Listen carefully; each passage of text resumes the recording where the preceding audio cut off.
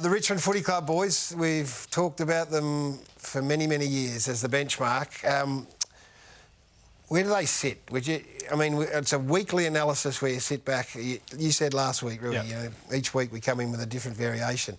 The reality is, and this would be the hardest thing for Damien Hubbard to stomach, is that they're becoming an easy team to play against. Yep. And that's and what we mean by that is when you look at these numbers here, that is the definition of being easy to play against. Now, that's not saying they're not having a crack and everything else, but by the end of the game and week to week, these numbers, only Essendon and North Melbourne are easier to play against in the competition than Richmond. It's a staggering stat. It's not a staggering drop-off because they were so good for so long that it's bound to come at some stage. But it's a big enough sample size for now. Think about back to last year when players were almost bristling at the fact that we were challenging them. Like, are they still the same team? And it was, no, we are. Just wait. You wouldn't want to play us come finals. We'll be there. And they are. They're just not the same team anymore. And there are reasons for that. You can look at personnel. You can look at the personnel. You can look at the hunger. There are a lot of mitigating factors, but the reality is, at the moment, they're just not the same. I think you'd probably be missing the three best and fairest from the last 3 years, though. Yeah. Martin, Grimes and Lambert. Yeah. Certainly they're high up, so that's got a fair bit to do with it. But they're clearly not the same team. They're starting to fall over the back end of it. So it's I've lived it, guys. It becomes really nailed it. It becomes this week-to-week thing. And the media follow it. The media follow the downfall, and then there's a little bit of an uprising. And they go, no, maybe they're back.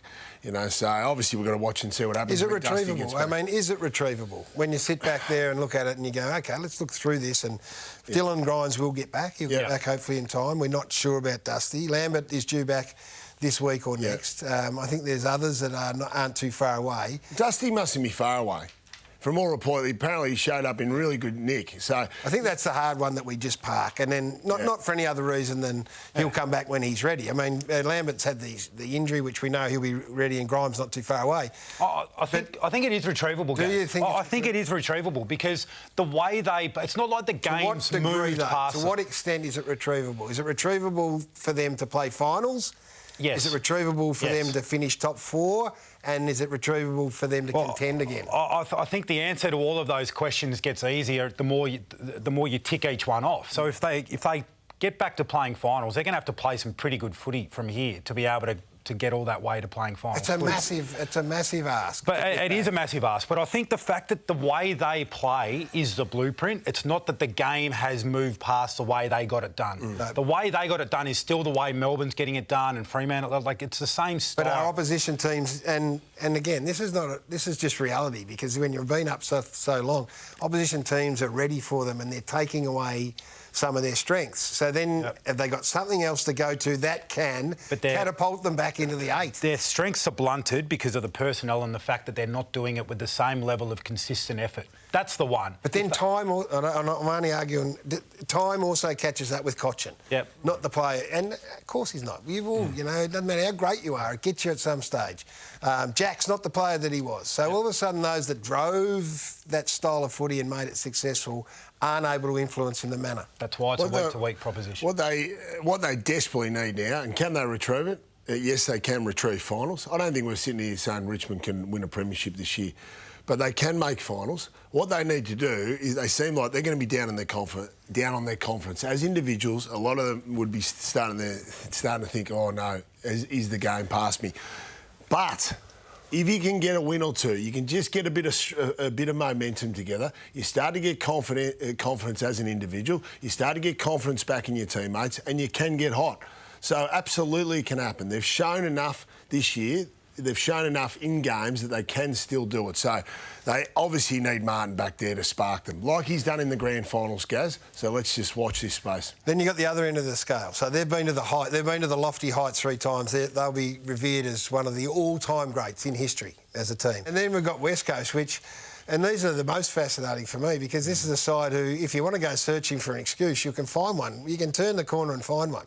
You find it through the preparation, you can find it through injury, you can find it through the interruption, all those things. But Adam Simpson, by his own admission, said we went in on the weekend thinking that we could win, and then they served up something that wasn't competitive. And then you're watching the game and you go, well, how much do you let them off the hook here? Because the scoring from back half, after the first quarter was a bit of an arm wrestle, no one could get any flow, and this became indicative of the way the game's been played. And it took a little bit of exceptional stuff here from Pao Pepper, but you just watch the run that continues Bit here. of jogging going on here with the West Coast Eagles jumpers, Gaz. Yeah, no, and this was, as I said, it was just a procession in the end. This is a side that hadn't won a game, by the way. Is this the greatest challenge in coaching, Gaz, for Adam Simpson now? Because he has obviously got a group that is dispirited. You know, they've had their issues with COVID at the start of the year. Now they've got injuries to key players. He mentioned that in the press conference. You know, so that's an issue. There seems to be trying to get the spirit up for the group, knowing full well I don't think they're a realistic chance of making finals, are they? They're not playing finals, and this is the thing. You watch Elliot Yeo on the weekend, he's almost the poster boy for what we're talking about. You know how much we love him, and his frustrations boiled over. He ended up getting subbed out with a concussion, but he couldn't find the footy, and Shuey can't find the footy because they haven't had the preparation. They're sitting there going, it's round 6. Yeah. There's 16 games to go. We're not playing finals. How do I make that ultimate sacrifice that they do just as a matter of course over the journey? Because you don't let your standards drop. Well, that's the challenge for anyone. That's the or challenge. Anything. That's what the great players do. Because like if you play footy long enough, you're going to spend time at the bottom. And you're going to spend time in situations that might seem hopeless when, well, like it's like anyone. What do you do with 6 games to go in the season and you mathematically can't play finals? It's pride. It's pride. Yeah. It's standards. Yeah. It's your every time you go out on the field, you've got an opportunity to enhance your reputation or diminish it. But there's at the moment, too many aren't taking that on board. So you're right. You're 100% right, and that's what you hope for. These are extraordinary circumstances here that no one's had to deal with before. This is a team of footballers who've had to introduce themselves to teammates over the past 5 weeks. So and we don't know how that. They can't get that connection. They haven't been able to train together. Like no. Absolutely. They need a purpose.